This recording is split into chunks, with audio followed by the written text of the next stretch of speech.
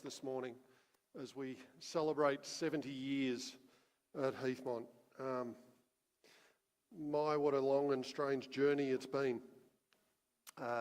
I've wondered a little bit this week what the founding members of the church would have thought as they kicked off on the 12th of September 1974. I don't have a sense that they planted with big dreams or any of that sort of stuff. I have a sense that they were faithful people just looking to serve God wherever they could, to start where they were and then to take the journey from there.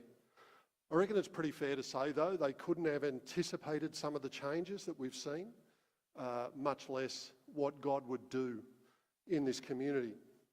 And I guess I stand here this morning and I feel pretty good about where we're headed and about who we are and about the journey that God has us on. I know that not everything is perfect, and the culture around us is a cause for concern, and there are other things that worry us. Some of us are getting older and things like that. But I think the reason I feel good about this morning is that Jesus is good, and his plans to build his church are valid and ongoing, and we get to be part of that today. We get to celebrate the last 70 years, but then we get to look forward beyond that as well. And so I'm really grateful that I get to celebrate with you this morning, but I guess ultimately, as much as I like you guys, I'm more grateful for God's faithfulness to this community. He's gone with us despite our shortcomings and our mistakes. He's been with us as much in our successes as he was in the moments that we'd like to have back again. And my confidence this morning is that no matter what changes over the next 70 years, and you can guarantee stuff will, God won't. He's the same yesterday, today, and forever. And that means that we can face whatever comes with a sense of confidence, with courage, with trust, knowing that, as Warwick referred to him as Daddy God, is going to look after us, that he's got us. Trying to figure out what to say this morning, I was thinking about, do we talk about where we're going in the future and all that sort of stuff, and I was reminded of something that Simone Biles said after she won gold in France most recently. She just won this gold medal. It's a wonderful performance, great comeback, and the first question a reporter asked her is, "You've won gold, so what's next?" And her response was, "Look, let me breathe. Let's enjoy this." And I think that's my sense for this morning. Let's enjoy this. Stop and enjoy the moment. Stop and remember God's faithfulness to each of us. Whether you've been here for 50 years or 5 years or 5 minutes, just stop and breathe and enjoy God's presence. I actually have thought about the title of the sermon, and I thought about talking about the idea of an authentic 21st century expression of church. And I thought I was being clever when I came up with the title and started prepping this a couple of weeks back. I thought I'd talk about what it means for us to look into the 21st century and be an authentic church. And it was only as I was reading the church history this week that I stumbled across a passage where I discovered that I'd unwittingly stolen the sermon from John Smith's first sermon, stolen the title from John Smith's first sermon here at Heathmont back in the 80s. John had the exact same title. He was talking about the coming information revolution that we're currently dealing with and how the church had to adjust to that. I'm going to approach it from a different perspective, but I'm still stealing the title because I reckon it's a good one. What I want to do is start, though, by looking at a passage from the Good News of John this morning as we look back and as we look forward. It's a pivotal passage where Jesus is on trial before the Roman governor, Pontius Pilate. And it's found in John chapter 18, verse 36 to 38. And it's part of this dialogue that's going between Jesus and Pontius as Jesus stands on trial and waiting to learn his fate. And Jesus says to Pontius, "My kingdom is not of this world. If it were, my servants would fight to prevent my arrest by the Jewish leaders. But my kingdom is from another place." "You are a king then," said Pilate. Jesus answered, "You say that I'm a king. In fact, the reason I was born and came into the world is to testify to the truth. Everyone on the side of truth listens to me." "What is truth?" retorted Pilate. Now, I guess it's a fair comment to say that Pilate is a weird spot to start a sermon on the 70th anniversary of a church.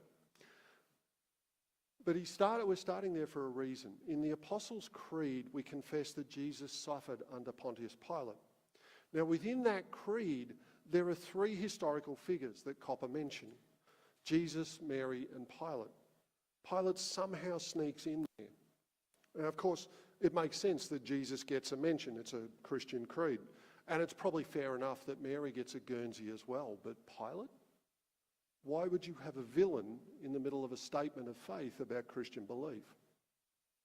And the answer is that Christianity is not a faith that floats above everything else in abstraction.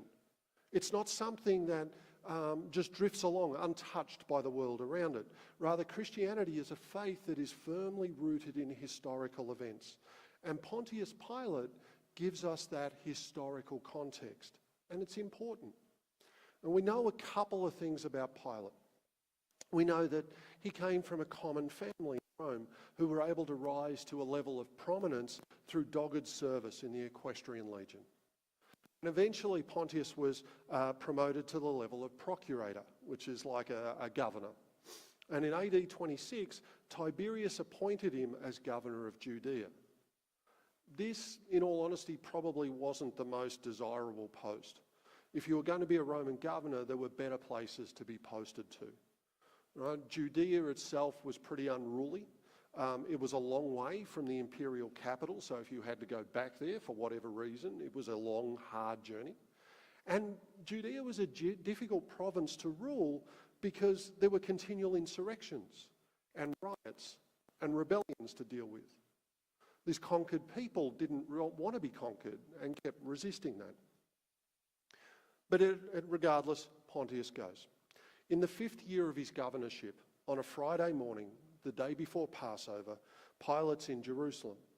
The Sanhedrin, who functioned a bit like the city council, got him out of bed, and they bring him this Galilean Jew that they want executed.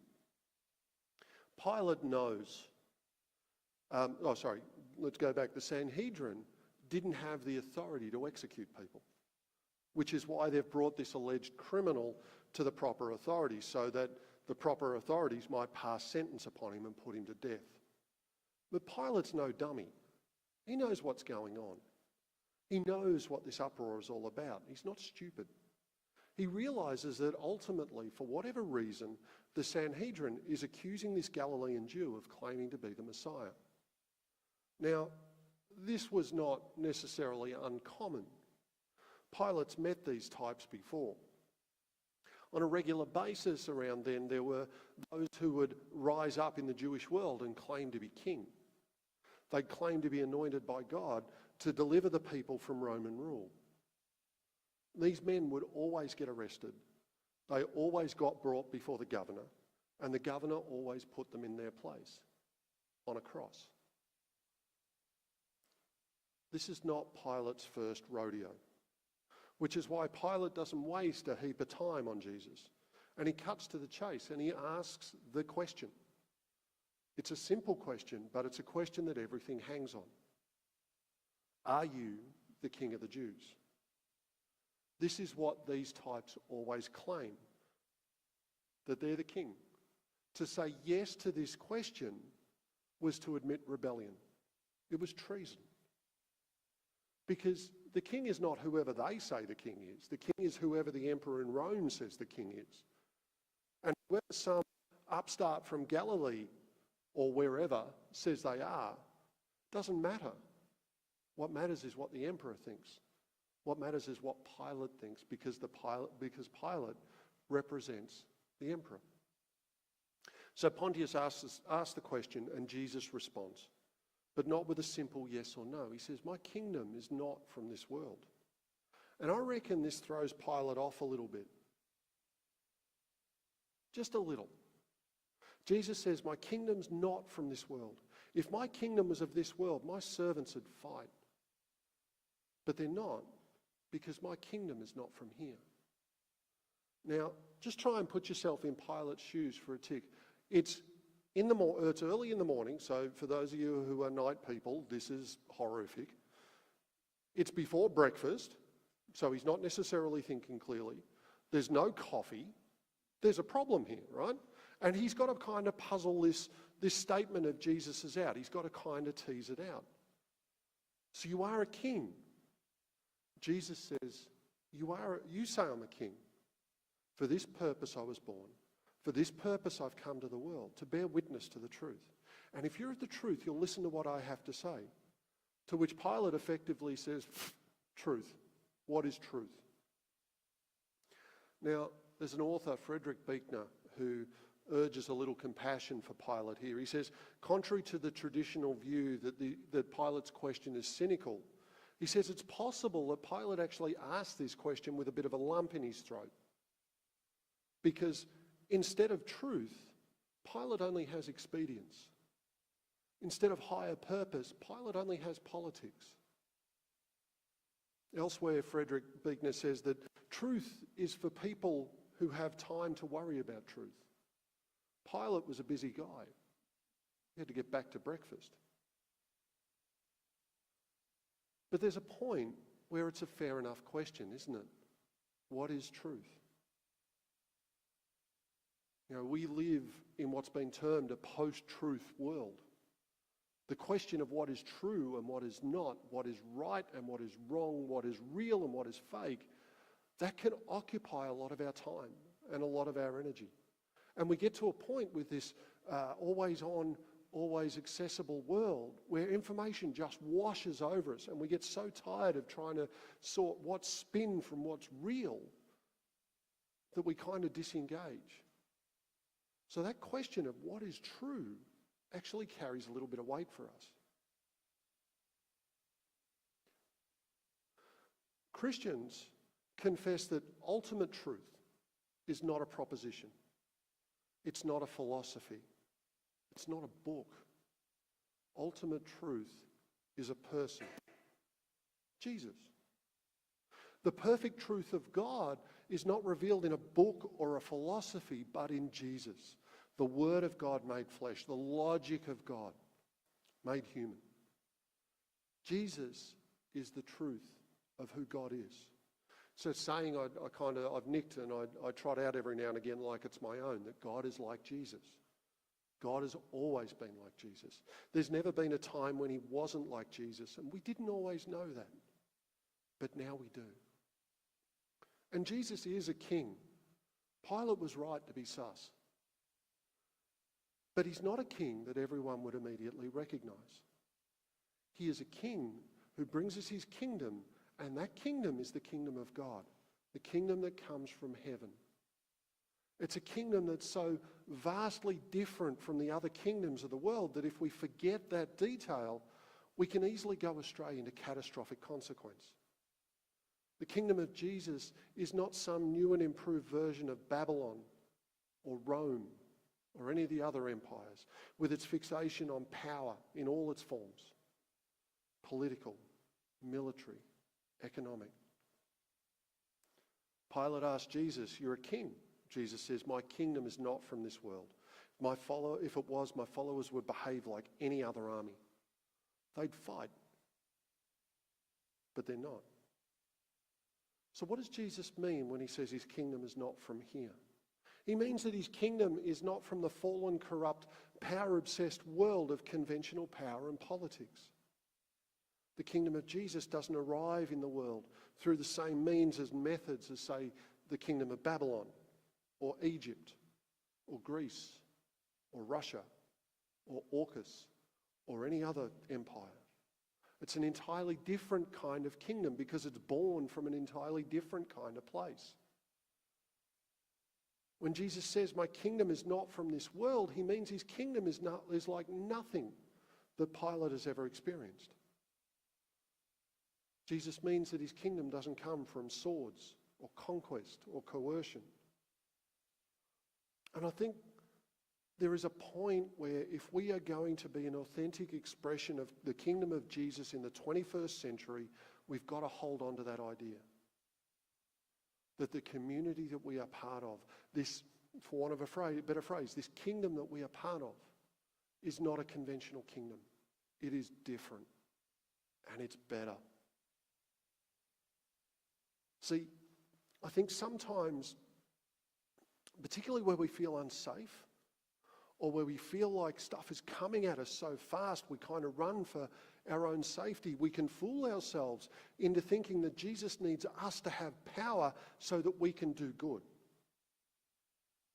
so that we can stop what we perceive as society's decline, so that we can introduce or reintroduce morals that we feel have gone astray, or whatever it is. But when we convince ourselves that Jesus needs us to have power so that we can do good, we find ourselves on the path to make Caiaphas-level compromises. Now, for those of you who maybe aren't sure, Caiaphas was the high priest and he ruled the Sanhedrin. On that same day that Jesus stood before Pilate, and at that same moment, Caiaphas stood there as well. And at the end of a back and forth between Jesus and Pilate, finally, and then Caiaphas as well, finally Caiaphas says to Pilate, "We have no king but Caesar." Jesus says his kingdom is not from this world, but once we start playing in the political realm, once we start trying to seize power or justifying it by saying we need power to bring about good, we're already well down the path to saying we have no king but Caesar. And we don't. As members of the church, as members of God's called out family, we have one king, Jesus. We don't necessarily say it as boldly as that, I guess. Sometimes we disguise it, but we settle for conventional Caesar-like power. And whether you call it Christendom, or whether you call it imperial Christianity, or whether you call it Christian nationalism, or whatever term you want to use, that doesn't establish the kingdom of Christ. It only ever produces apostasy among Christians.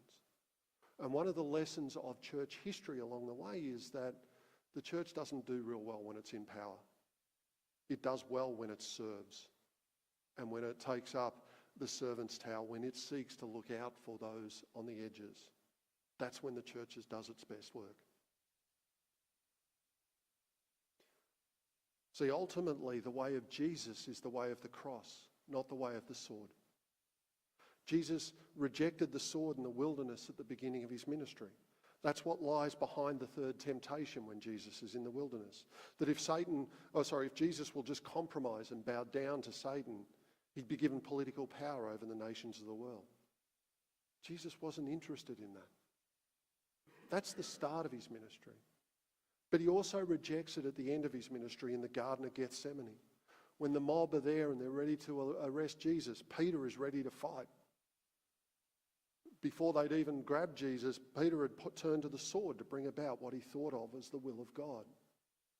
And Jesus' response in the garden was telling, "Stop it. No more of this. You live by the sword, you die by the sword." N.T. Wright had a great comment during the week. He was talking about the rise of gun violence and school shootings in America. And he basically said, if you always choose to fight fire with fire, eventually fire will win. We live a different way. We live a better way. If HBC is to be an authentic example of the church in the 21st century, we have some crucial choices to make about how we live. That word crucial is interesting. It means essential, fundamental. Crucial comes from the word cruxal. The word comes to us from French via Latin roots.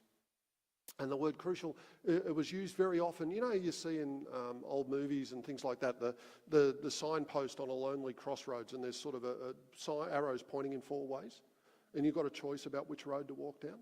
That's where the word is rooted. Well, that's how it was used in the French at any rate. It literally means cross-formed or cruciform. So when we use the word crucial, we're actually using the word cruciform. And if HBC is to be an authentic example of the church in the 21st century, we have some cruciform decisions to make. Firstly, I think we have to choose the way of love over the way of hate. See, the part of the issue is that as a society, we're being fed a steady diet of fear. And fear makes us reactive. Our fight or flight mentality kicks in. If you're not convinced about this, next time you're at the supermarket, look at the headlines in the newspapers.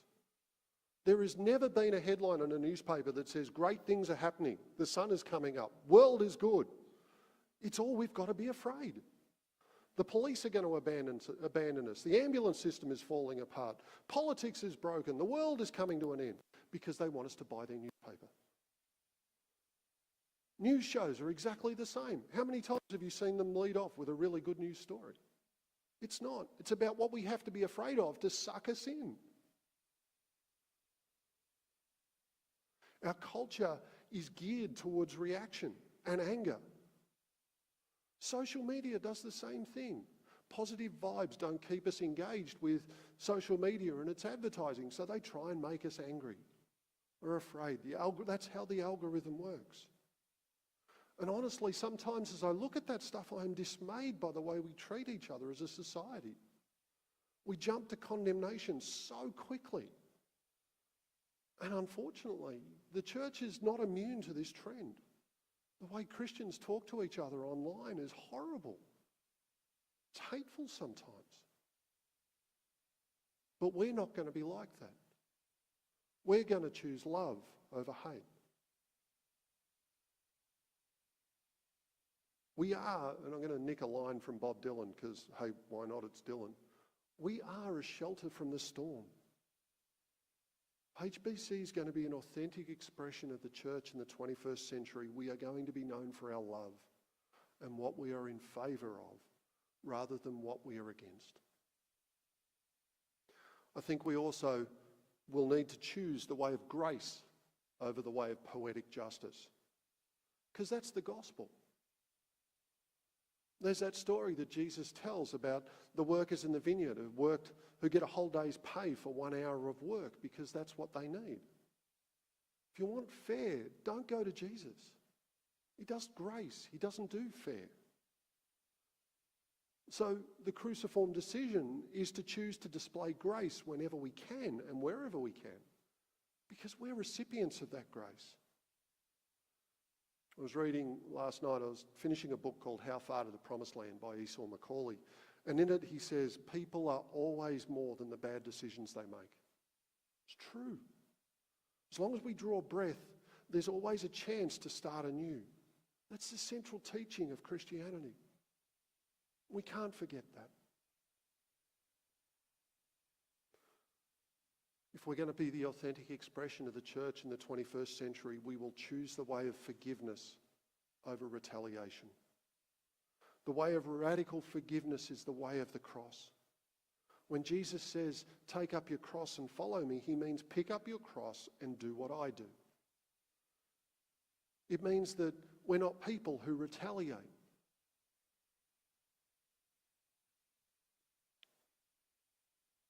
We take up our cross and we offer forgiveness. It's what Jesus calls us to do. That's what he does. He takes up his cross and he doesn't fight against evil men. Rather, he bears their sins and forgives them and bids us not to stand at the edges and applaud him, but rather calls us to imitate him.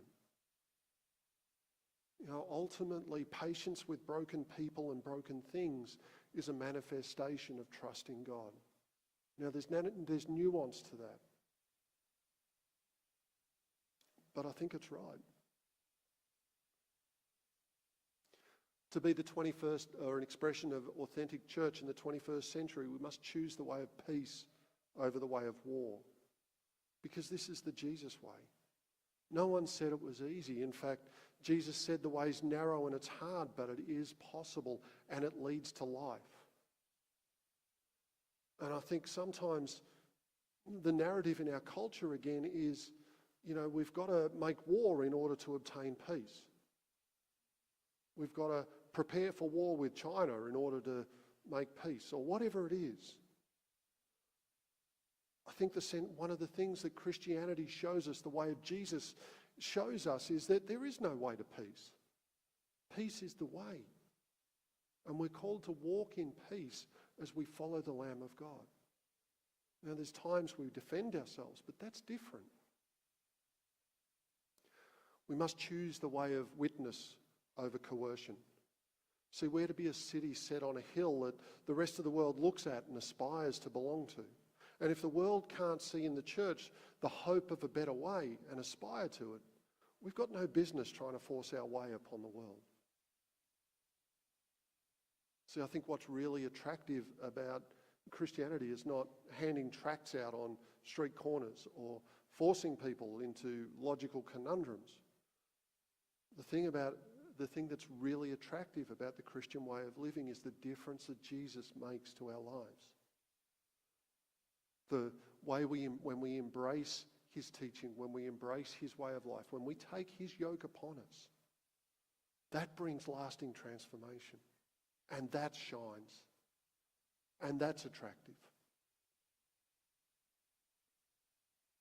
See, if people look at us and can't see how a relationship with Jesus makes a difference to the way we live, we've got no business trying to force them to be what we are. That's the way the kingdoms of the world do it. That's not the kingdom of Jesus. So I've got good news. Yes, we've got some decisions to make about being the 21st century church. But we can stop trying to change the world. That's way too much work, and I am far too lazy to be doing that. That's not our job. That's Jesus' job. Jesus saves the world. Jesus changes the world. He's the one who changes hearts. God sent his Son into the world not to condemn the world, but the world might, through him, be saved. Our role is to be that part of the world already changed by Jesus. See, the moment we start to think that it's all up to us, we lose sight of grace and we are tempted to try and coerce people in some way, shape or form. I guess another way to say it is this: to be an authentic expression of the kingdom of Jesus is to be like Jesus, even if it's just a little bit, and grow. That means participating in his life, death, burial and resurrection. To be an authentic expression of the church in the 21st century means we embrace our calling as the light of the world. We're not called to create the light, but to carry it, to reflect it. And that leads us to the candles here and the candles at the back. You are the light of the world. And you are part of a story here at Heathmont of 70 years that has carried us the last 70 years. But that story is bigger than just the last 70 years. It dates back, goes back 2,000 years to the founding of the church on the day of Pentecost. That moment still echoes and reverberates, not just here, but other churches in Heathmont and Ringwood and Maroondah and Knox and Victoria and Australia, and on we go. The echoes of that outpouring of the Spirit still carry on. This morning I want to encourage you, we bought a bunch of these tea candles. As you're leaving, feel free to take one. Take a couple if you really want, like if you're worried about the power going out, take as many as you like. We've got more. But some point during the week, not straight away, sit in a darkened room and light it. And remember that you are called to be the light of the world. And pray and commit yourself to the journey, whatever God's got for you. But commit yourself to making those sorts of cruciform decisions that mean that we will be an authentic expression of the church in the 21st century. All right.